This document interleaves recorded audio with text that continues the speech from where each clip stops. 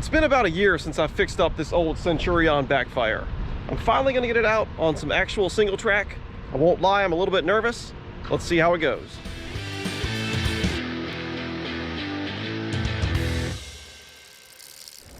All right, so I'll give you a quick recap on this bike. An old skateboarding friend of mine bought it. He wanted to try out mountain biking. It's probably like a bike from the early 2000s, I think. And I fixed up a few things on it. Basically shorter stem, although still not very short. Wider bars than it had, although not wide by today's standards. New tires and a new front wheel because the axle was broken. And I think that's about it. It's still running a 3x drivetrain. There's no clutch. It rattles around a lot. No dropper post, which is really weird. I mean, you just get so used to having one.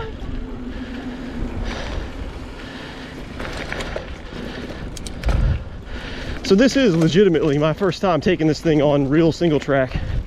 I've ridden it on the road a few times, gravel a few times. Man, the pedals suck on this thing. Feet already coming off. So the guy who this bike actually belongs to, like I said, we used to skateboard together. He still skates. And not long after he got this and I started messing with it, he tore his ACL. So he's been out of commission for a long time. So aside from those couple rides, the gravel rides and road rides, this thing's just been collecting dust at my house. Man, the brakes are not good. Whew. I think I need to do two-finger braking.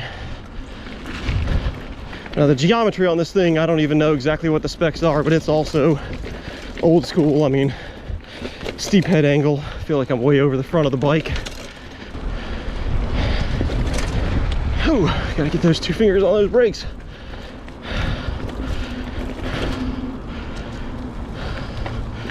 So that was some pretty easy single track there. And it did a pretty good job. Didn't feel too harsh, but there's nothing too challenging either, so let's find something a little tougher.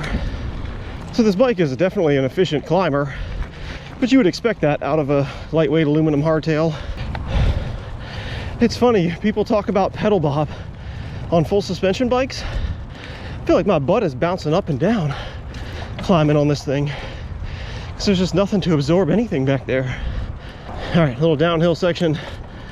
Duke's Loop finish is what Strava likes to call this thing. Really wish I had a dropper right now. Two fingers on the brakes. Not gonna hit that on this thing.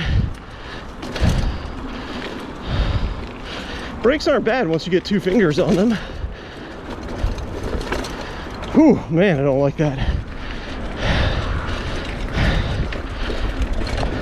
Oh no! Foot off the pedal.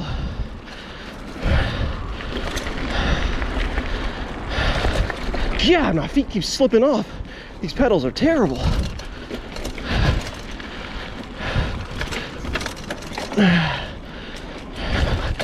Holy crap.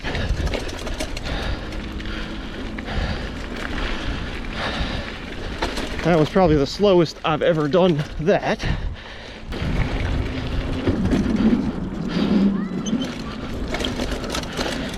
God, the front of this bike feels like there's not even suspension on it. It's probably got like 80 millimeters, maybe 100 of travel, and I might be using half of that. All right, pump track.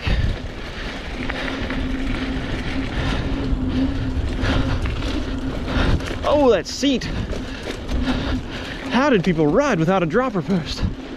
Or how do some people still do it?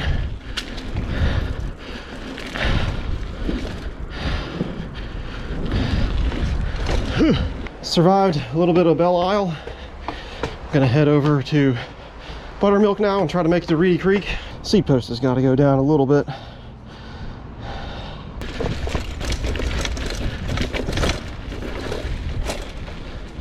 So the reason I'm even really riding this bike right now, I mean, I've been wanting to make this video, but if you saw my previous video, I killed the derailleur on my rift zone. I'm waiting for a new one to come in.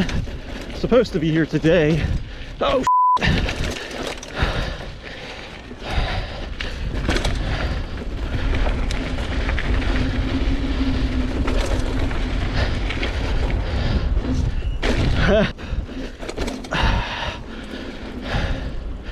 It's definitely more harsh, but you feel a lot more connected to the bike and to the ground. I mean, it's been a long time since I've ridden a hardtail on single track.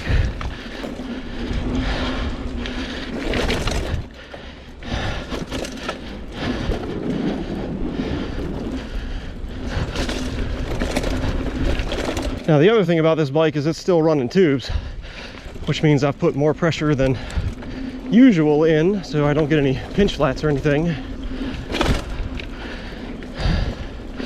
But it does not help in the grip department. Oh, jeez.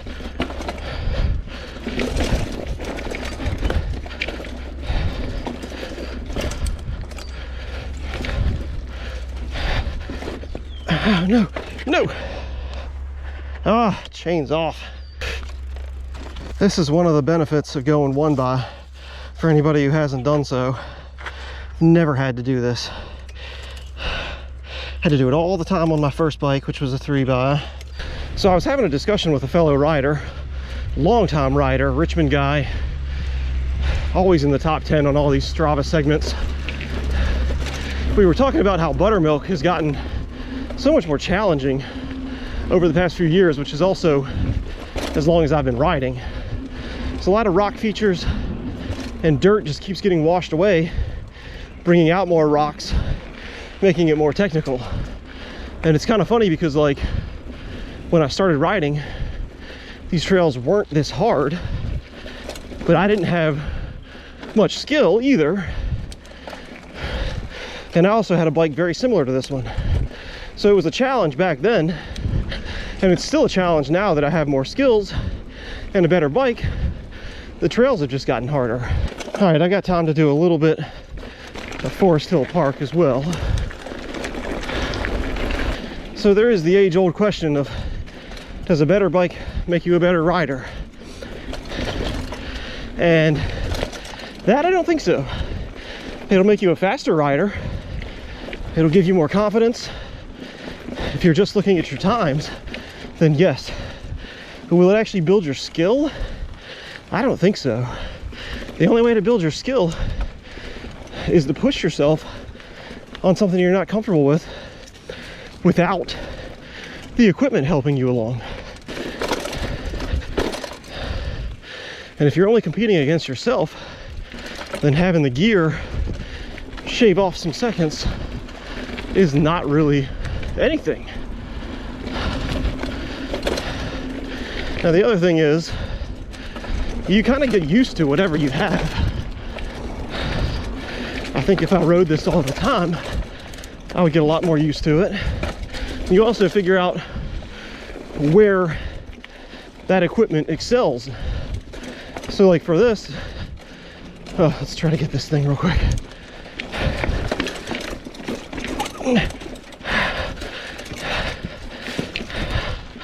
So this, for example, I'm not going to be killing it on the downhills, but on the flat stuff, on the uphills, you could make up time for sure.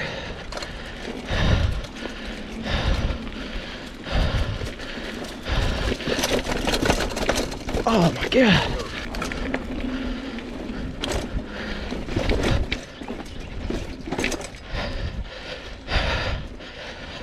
That's surprising. Even that little thing will throw me off sometimes. This bike is so much lighter, it's easier to carry speed into things. So I don't really know what the conclusion of this video is, to be honest with you. I guess you could take from it that even a cheap bike isn't too bad if you know what you're getting, you have the right expectations, and you adjust your riding.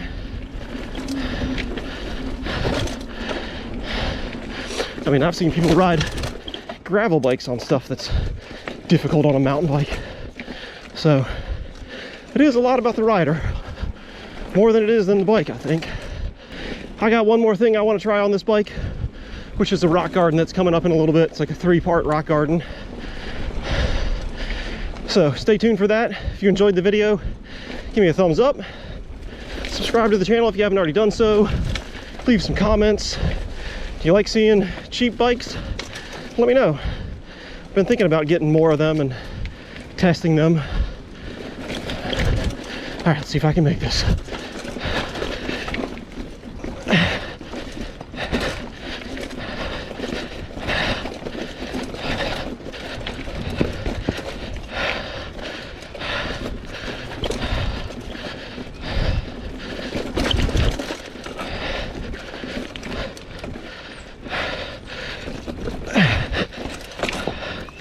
Well, off the side there a little bit, but that's okay.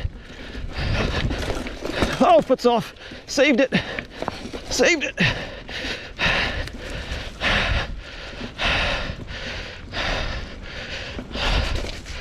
All right, thanks for watching, guys. I'll see you next time.